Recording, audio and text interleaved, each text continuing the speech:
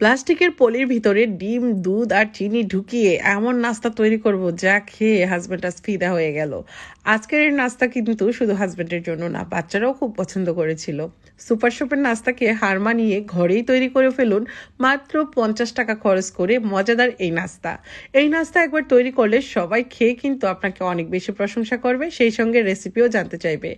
আশা করছি বরাবরের মতো আজকের নাস্তার রেসিপিও আপনাদের ভালো লাগবে। আর ভালো লাগলে যেটা করবেন, ভিডিওটা বেশি বেশি করে শেয়ার করবেন, এতে করে অন্য ভাইয়া আপুরাও দেখতে পারবে। এই তো এখানে লাগবে আমার একটা এরকম টাইপের পাতলা পলিথিন।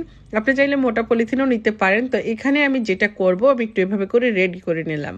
আর নিয়ে নিচ্ছি 3টা ডিম। আপনি চাইলে 2টা ডিম দিয়েও করতে পারেন বা একটা ডিম দিয়েও করতে পারেন, যে যতটা বানাতে চান, মানে যতটুকু পরিমাণ নিতে চান। স্বাদ মতো চিনি, মানে হাফ কাপ পরিমাণ চিনি, 4 টেবিল চামচ পরিমাণ রান্নার তেল, আমি এখানে হাফ কাপ দুধ দিয়ে দিচ্ছি আর হাফ কাপ রেখে দিচ্ছি। লবণ দিয়ে দিচ্ছি স্বাদ মতো, ইস্ট 1 টেবিল চামচ পরিমাণ। এখন যেটা করতে হবে, এখন তো শীতকাল, হাত বারবার ধুতে কার ভালো লাগে বলেন? হাত, বল, বাটি এগুলো অনেক কিছু ভরে যায় যদি আমরা এগুলো বল বাটিতে করতে চাই। তাহলে কি করতে হবে, হাতে একটা মানে এরকম পলিথিন নেবেন, তার ভিতরে ডিম আর সমস্ত উপকরণ দিয়ে এভাবে করে মিশিয়ে নেবেন খুব ভালো করে। এখন যেটা করব, এখানে দিয়ে দিব আমি 2 কাপ পরিমাণ ময়দা। আর ময়দার জায়গায় আপনারা আটাও দিতে পারেন, তবে ময়দা দিলে রেজাল্টটা খুব ভালো আসবে। তো 2-3 কাপ পরিমাণ আটা ময়দা যেটাই দেন দিবেন, দিয়ে তারপর কিন্তু আমি যে পরিমাণ বানিয়েছি সেই পরিমাণ বানাতে গেলে আমি এখানে 2 কাপের চেয়ে একটু বেশি ময়দা দিয়েছি, তো এই পরিমাণ দিতে পারেন। তো এখন আমি খুব ভালো করে পলিথিনটা এইভাবে ঘুরিয়ে ঘুরিয়ে ময়দার ডোটা তৈরি করে নিচ্ছি। এই বিষয়টা কিন্তু দেখেই বুঝে নিয়েছেন আসলে কতটা ইজি। এই কাজটা যদি আমি বোল বাটিতে করতে যেতাম, আমার হাতও ভরে যেত আর বল বাটিও ভরে যেত, তাই না? তো এখন কিন্তু আমার বোল বাটি ধোয়ার কাজটাও সেরে গেল, আর পলিথিনে বানানোর কারণে আমার কাজটা অনেকটা আগিয়ে গেল। এখন পলিথিনের মুখটা খুব ভালো করে আমি এভাবে লক করে দিচ্ছি। এখন যেহেতু শীতকাল, যেহেতু এখানে ইস্ট দিয়েছি, আটার ডোটা কিন্তু আমার অ্যাক্টিভ হওয়ার জন্য একটু গরম জায়গায় রাখতে হবে। আমি এখানে হালকা কুসুম গরম পানির মধ্যে হাফ অ্যান আওয়ারের জন্য রেখে দিলাম। হাতে কম সময় হলে আপনারা কিন্তু আরও আগেও এটা তুলে নিতে পারেন। এরই মধ্যে কিন্তু আমার ডো অ্যাক্টিভ হয়ে গেছে। আমার যেটা লাগবে স্টিলের বাটি, স্টিলের বাটির উপর একটু অয়েল ব্রাশ করে নিচ্ছি এভাবে করে। অয়েল ব্রাশ করলে যখন নাস্তাটা তৈরি হয়ে যাবে না, তখন খুব সহজে উঠে যাবে।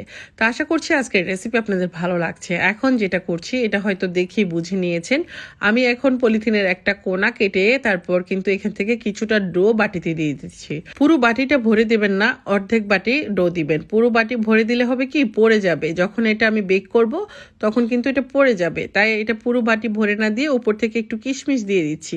এতে করে দেখতে অনেক নাইস লাগবে, খেতেও ভালো লাগবে। আশা করছি এই রেসিপি আপনাদের কাছেও ভালো লাগছে। এখন আমাকে যেটা করতে হবে, আমি আগে থেকে একটা হাঁড়ি চুলায় বসিয়ে রেখেছিলাম কম আছে, চুলায় বসায় রাখার কারণে কিন্তু হাঁড়িটা এখন গরম হয়ে আছে।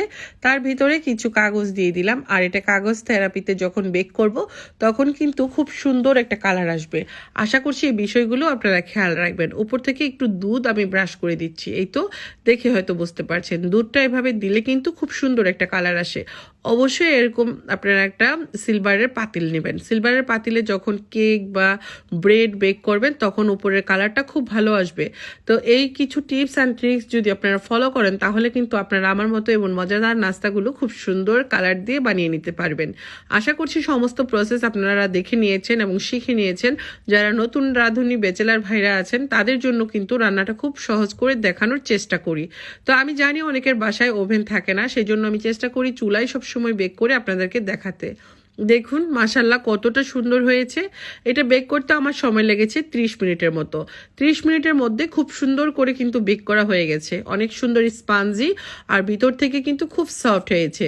এভাবে করে বাসায় যদি ব্রেড তৈরি করেন, সবাই খেয়ে কিন্তু আপনার ফিদা হয়ে যাবে। আশা করছি বরাবরের মতো আজকের রেসিপি অনেক বেশি এনজয় করেছেন। তো আমাদের ব্রেড তো তৈরি হয়ে গেল, চলুন ভেঙে দেখাই ভেতরটা কেমন হয়েছে। দেখুন কতটা সুন্দর হয়েছে মাশাল্লাহ, খেতেও কিন্তু অসাধারণ হয়েছে। যদি ভালো লেগে থাকে, আবারও আমি বলবো ভিডিওটা বেশি বেশি করে শেয়ার করবেন প্লিজ। সবাই ভালো থাকবেন, আজকের মতো বিদায়, আল্লাহ হাফেজ।